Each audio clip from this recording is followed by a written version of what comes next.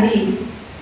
దేవుడు చాలా జ్ఞానవంతుడుగా చాలా జ్ఞానాన్ని ఉపయోగించి ఈ సృష్టిని సృజించాడు. అదే విధానంలో మానవుడిని కూడా సృష్టించాడు. మానవుడి దగ్గరకు వచ్చేసరికి తన పోలిక చొప్పున తన స్వరూపంలో దేవుడు సృజించాడంట. అంటే దేవుని యొక్క పోలిక ఎక్కడ కనబడుతుంది మనకి అంటే మన ముఖ రూపంలో కనిపిస్తుంది. దేవుడు ఎప్పుడు కూడా మన ఆలోచన ప్రకారంగా ఏది చేయడు. ఎందుకు చేయడు? మనం చాలాసార్లు ప్రార్థన చేస్తాం, ప్రభువా నాకు ఫలానాది కావాలి, నాకు అలా కావాలి, నాకు ఇలా కావాలి, నువ్వు అలా చేయి, నువ్వు ఇలా చేయి, నా కుమార్తెకి ఫలానా వ్యక్తి ద్వారా వివాహం చేయి, ఫలానా చోట నేను ఇల్లు కట్టుకోవాలి, నువ్వు నాకు సహాయం చేయి. మరి ఇదంతా తప్ప అంటారా? మాట్లాడండి. నువ్వు అడిగినా కూడా చెయ్యడైనా. చాలా సార్లు మన ఆలోచన ప్రకారంగా దేవుడు ఏది చెయ్యడు. దేవుడు తన ఆలోచన ప్రకారంగా చేస్తాడు. తనకంటూ ఒక ఆలోచన ఉంటుంది, తనకంటూ ఒక ప్రణాళిక ఉంటుంది. దాన్ని నువ్వు ఎన్నిసార్లు అడిగినా కూడా ఏం చేయడు అంటే చేయడు. ఎందుకు అనంటే మనం ఒక పరిమితి కలిగిన వాళ్ళు. ఒక 2 సంవత్సరాల తర్వాత ఏం జరుగుతుందో మనకు తెలియదు. లేకపోతే ఒక గంట తర్వాత వర్షం ఆగిపోద్దా, కంటిన్యూ అవుతుందా? ఎవరు చెప్తారు? చెప్పలేము. దాని ఇష్టం. మబ్బుగా ఉంటే వస్తుంది అంటాం, మబ్బు తిరిపించేసినాక ఇంకా వర్షం రాదేమో అని ఒక 2 అడుగులు కానీ టపడపడం పడిపోతుంది. అంటే ఎందుకు దేవుడు మన ఆలోచన ప్రకారంగా చెయ్యడు అని అంటే నీ ప్రణాళికను బట్టి నీకు 20 సంవత్సరాల తర్వాత ఏం జరగాలో ప్రతీది ఎవరికి తెలుసు అంటే దేవుడికి తెలుసు. దేవుని ఆలోచనలో నువ్వు ఉన్నావు, దేవుని ప్రణాళికల్లో నువ్వు ఉన్నావు. కానీ నీ ఆలోచన ఎలా ఉంటుంది అంటే నీ మైండ్ లో ఏవేవో ఆలోచనలు వస్తూ ఉంటాయి, ఏవేవో తలంపులు వస్తాయి. అలా చేయాలి, ఇలా చేయాలి, మా అబ్బాయికి అలా చేయాలి, నా కూతురికి ఇలా చేయాలి, ఎన్నో ఆలోచనలు ఉంటాయి. కానీ అవన్నీ ఎలాగా? పరిమితి. వాటికి ఏముంది? పరిమితి ఉంది. తర్వాత ఏం జరుగుతుందో నీకు తెలియదు. వివాహం అయిపోయి నీ ఆలోచన ప్రకారంగా కనుక దేవుడు చేస్తే వివాహం అయిన 2వ సంవత్సరమే గొడవ మొదలైపోతాయి. అప్పుడు అనిపిస్తుంది ఏమని, అయ్యయ్యో అనవసరంగా ఇడికిచ్చి నా కూతురికి చేశానే, దేవుడు ముందే చెప్పాడు కానీ నేను వినలేదు. ఆ తర్వాత నువ్వు వినలేదు అన్నా విన్నాను అన్నా జరిగేది ఏమీ లేదు. ఈరోజు ఇంత భయంకరమైన వరద వస్తా ఉంది, ప్రాంతాలు మునిగిపోతా ఉంది. మనకి తెలియదు. మనం ఇక్కడ ఉన్నాం, ఇక్కడ ఏం జరుగుతుందో మాత్రమే, ప్రస్తుతం ఏం జరుగుతుందో మాత్రమే, ఎవరు నిద్రపోతున్నారు, ఎవరు వాక్యం వింటున్నారు, ఎవరు నా వైపే చూస్తున్నారు, ఎవరు నన్ను చూస్తూనే ఏదేదో ఆలోచిస్తున్నారు అన్నది మాత్రమే నాకు తెలుస్తుంది. నా పక్కకి వెళ్ళి ఏదైనా చేశారనుకోండి, నాకు కనిపిస్తుందా? నాకు తెలుస్తుందా? తెలియదు. కానీ ఎవరికి తెలుస్తుంది? దేవుడికి తెలుస్తుంది. ఎందుకు అంటే మన దేవుడు సర్వాంతర్యామి, అన్ని చోట్ల ఉన్నాడు. ఆయన సర్వజ్ఞాని, అనంత జ్ఞాని, సర్వశక్తి కలిగిన దేవుడు. అంత గొప్ప దేవుడిని మనం ఆరాధన చేస్తున్నాం. ఈరోజు అలాంటి వరద ప్రాంతాల గురించి నువ్వు మోకరించి ప్రార్థన చేస్తే దేవుడు విడుదల పరుస్తాడు. నువ్వు మోకరించి ప్రార్థన చేస్తే దేవుడు కనికరిస్తాడు. అంతేగాని నువ్వు నీకున్న మిడిమిడి జ్ఞానాన్ని ఉపయోగించి ఆ వాటర్ లో ఏదైనా వేస్తే తగ్గిపోతేమో, లేకపోతే కృష్ణమ్మ తల్లికి ఉగ్రరూపం లేకపోతే కోపం వచ్చేసింది కాబట్టి ఆవిడ పట్టు చీర కట్టుకుంటే, మనకి చూడండి మన ఆడవాళ్ళు మంచి కాస్ట్లీ పట్టు చీర కొనుక్కున్నప్పుడు ఉంటుంది మొహం వెలిగిపోద్ది. ఫంక్షన్కి వెళ్ళారు, అందరిలో నీ చీరే బాగుంది, నీ చీరే కాస్ట్లీది. అప్పుడు నువ్వు ఎలా ఉంటావు?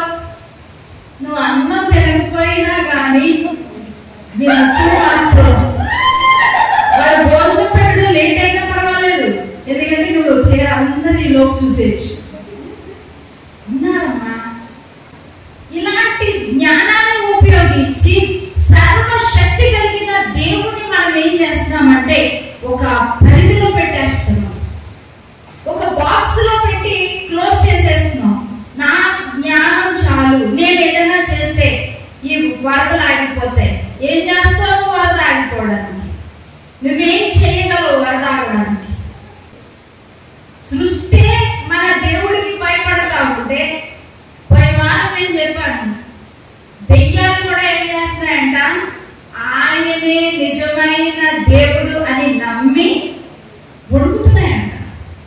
అప్పుడు చూడండి, ఇంత భయంకరంగా పరిస్థితి ఉంటే మనకి ఎలా రావాలంటే ఒడుగు పుట్టాలి. ప్రభా, మేము చేసిన పాపం,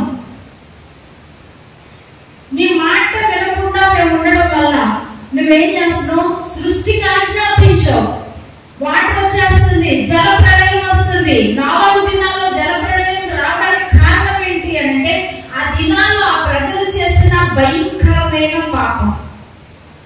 విజయవాడలో ఉన్నంత డ్రగ్స్ ఇంకెక్కడా లేవు, విజయవాడలో ఉన్నంత గంజా ఇంకెక్కడా లేదు. మత్తు, చిన్న చిన్న పిల్లలు కూడా ఏమైపోయారంటే మత్తుకు అలవాటు పడిపోయారు.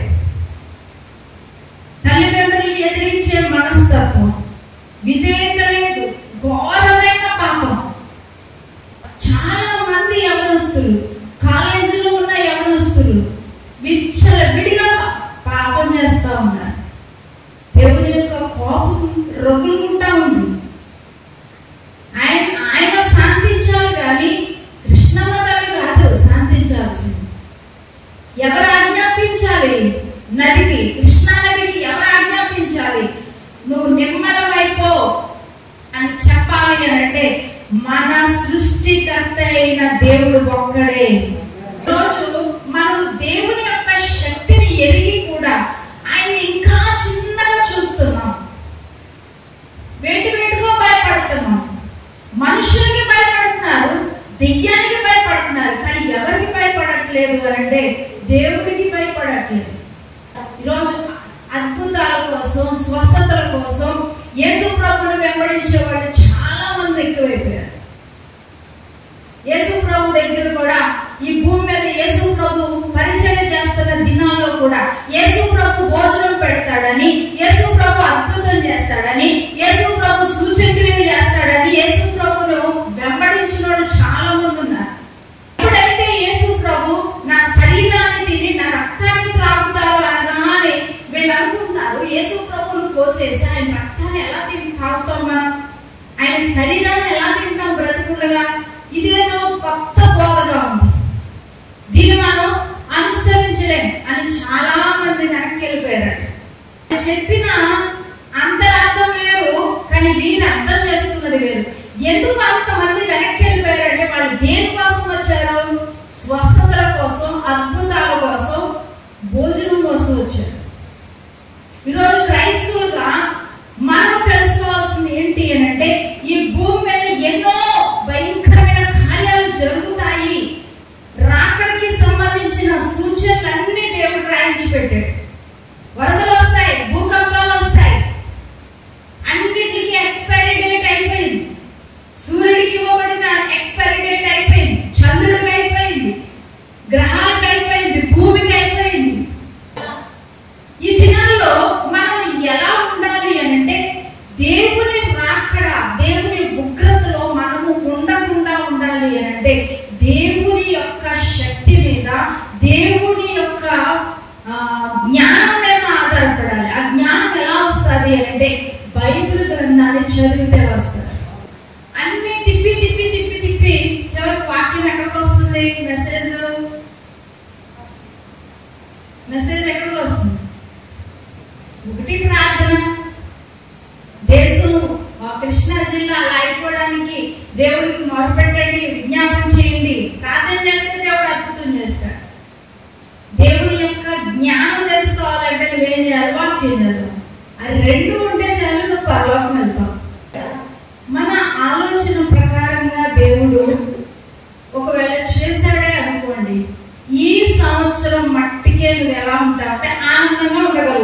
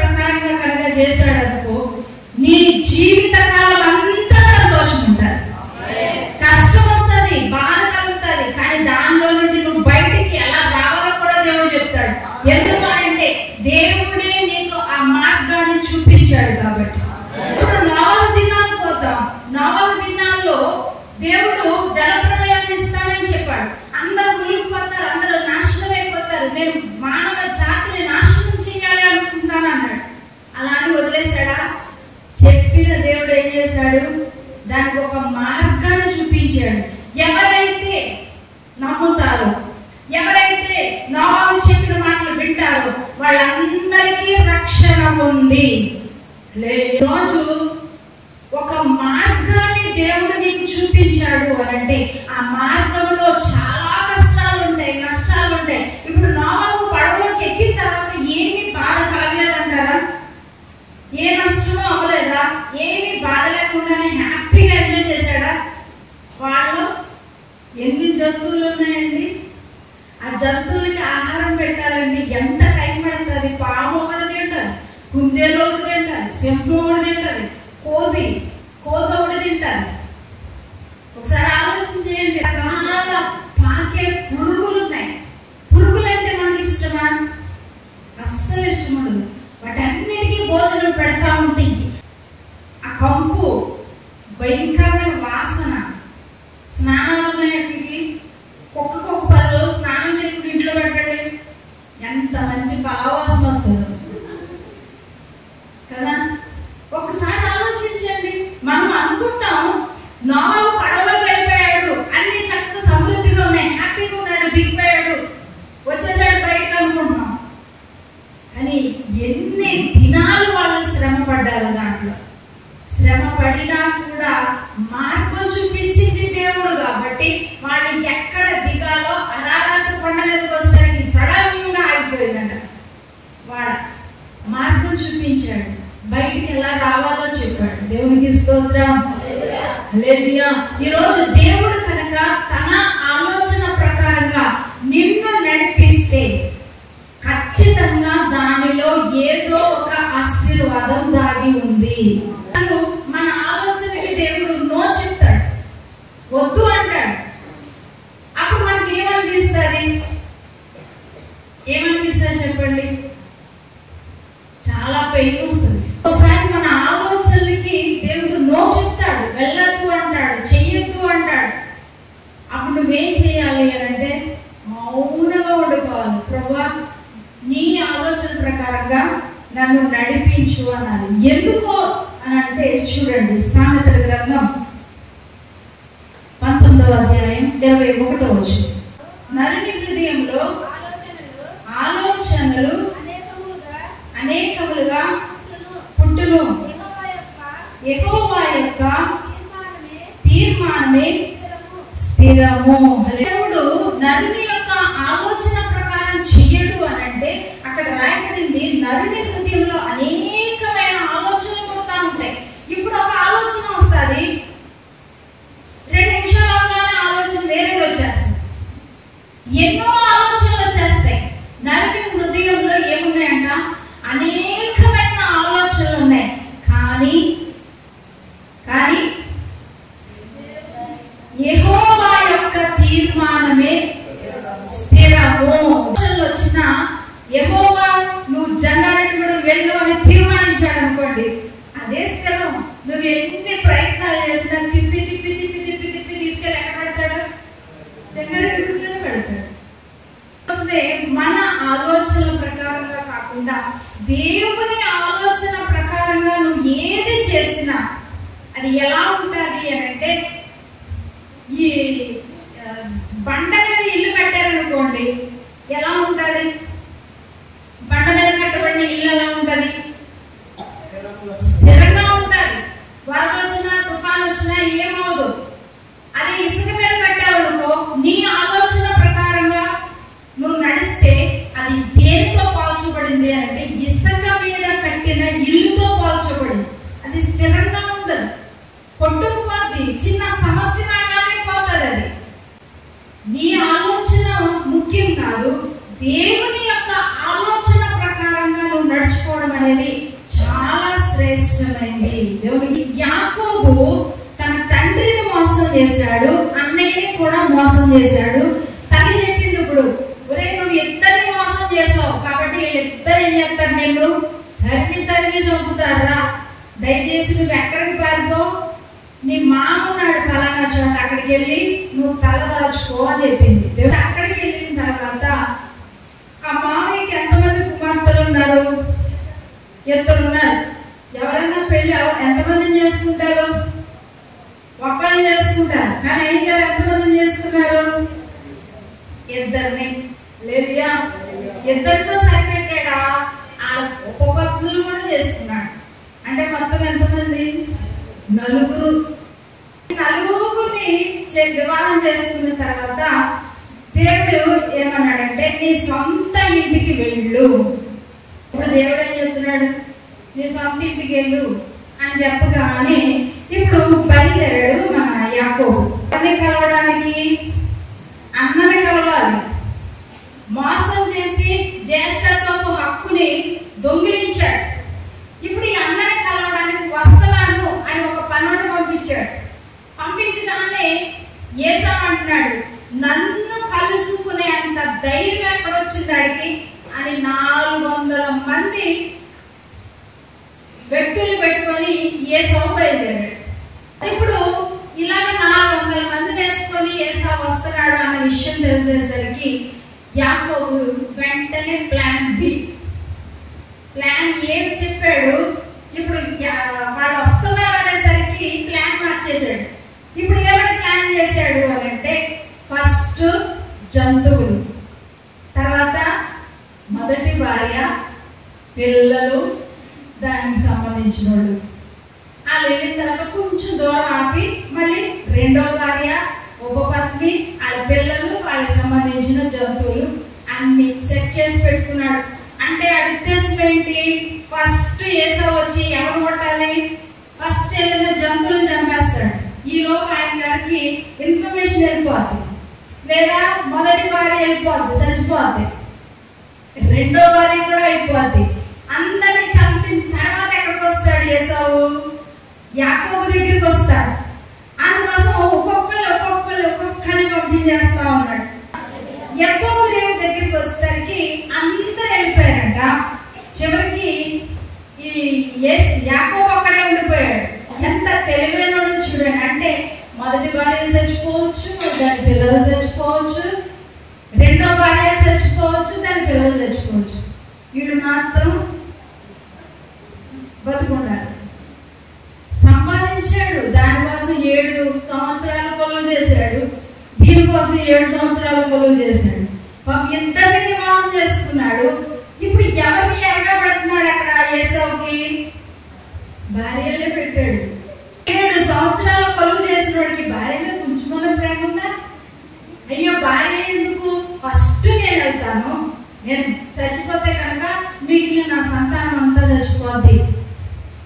మనం ఏదో అలా ఆలోచిస్తాం కదా. ఫస్ట్ ఎవరు వెళ్తారు? గుండెలు వేసుకొని. అని యాకోబు చూడండి ఎంత మోసమో. ఆ విషయంలో కూడా మోసమే.